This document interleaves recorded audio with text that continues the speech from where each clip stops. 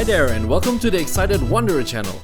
The most popular way to travel around Japan is definitely by train, but you might have seen videos of people being squeezed like tuna in a can. I can tell you that I've been there and it's horrible.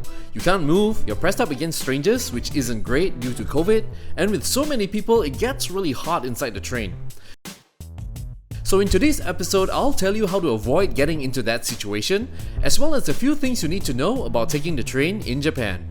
But first, I make short but detailed travel videos that make it easier for you to plan for your holidays. I upload 4 episodes every week, so if this is something that interests you, then I hope you'll consider subscribing to the channel. Avoid traveling during peak hours. I really can't stress this point enough. In a packed train, you might get lucky and be able to squeeze yourself inside one carriage. If you're traveling in a group, each of you will have to enter separate carriages or wait for the next train. So to avoid all of this drama, just take the train outside of peak hours. It's safe to assume that the morning rush can start from as early as 6 AM in Tokyo and peaking between 7 AM to 9 AM. After that, the train starts to empty out as most people will have already been in their office or school by then. At 10 AM, you'll usually have plenty of empty seats to choose from.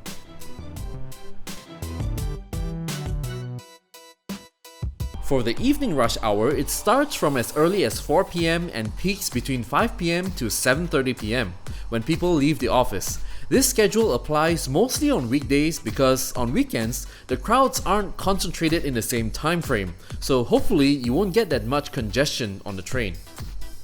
So here are a few things you should know about taking the train in Japan. Number 1. Getting on and off. In Japan, it is necessary to queue neatly in 2 lines while waiting for the train to arrive to the platform. The line splits to the left and to the right, and you give priority to people who are leaving the train before you get on.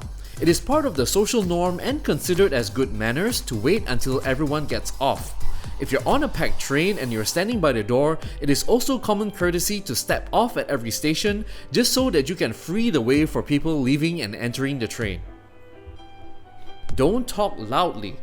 Now, the myth is that you're not allowed to speak or use the phone in trains at all. You can do so as long as you keep your voice low so that you don't disturb the people around you. The Japanese people are thought to be considerate of others from a young age, so when they hear someone speaking outrageously loud, it becomes rude behavior and you'll be labeled as that stupid foreigner. So you definitely want to avoid that. The same goes if you're listening to music. Just keep the volume at a comfortable level for yourself rather than blasting it out of your earphones for the entire train to hear. Don't take up more seat space than necessary. We've all got our own ways to get comfortable on a chair, I get it. But since Japan's seats are a bit narrow, you'll want to avoid taking up more seat space than necessary, or avoid sitting in a way that might hinder people walking around, such as stretching your legs across the floor or widely spreading them. If you have a bag with you, they should go on the rack above your head and not on the floor. So if you've just landed into Japan and you can't wait to leave your bags at the hotel to start your holiday, you might want to pause and check the time first. If you have big luggage bags with you, then it's best to avoid trying to get on the train during rush hour, as there will be very limited space for both you and your luggage. I would recommend having breakfast at the airport first or simply leaving your bags in the coin locker, then returning at a later time to pick them up.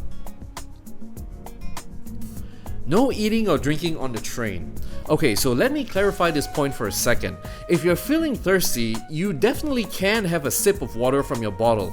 Just don't expect to be able to wolf down a cheeseburger with a cup of Coke without getting a few annoyed looks, as this is considered rude behavior. Generally speaking, eating and drinking aren't allowed on trains, except if you're traveling on the Shinkansen bullet train where you have your own seat and proper space to eat. Avoid walking while looking at your phone. Whether you're checking your social media, looking up directions on Google Maps, or just hunting for Pokemon in Pokemon Go, you want to avoid walking and looking at your phone at the same time. This is to ensure the safety of yourself and the people around you, because when you consider how crowded some stations are in Japan, you want to look at where you're walking. There have also been cases where people die after falling on the train platform because they were looking at their phones.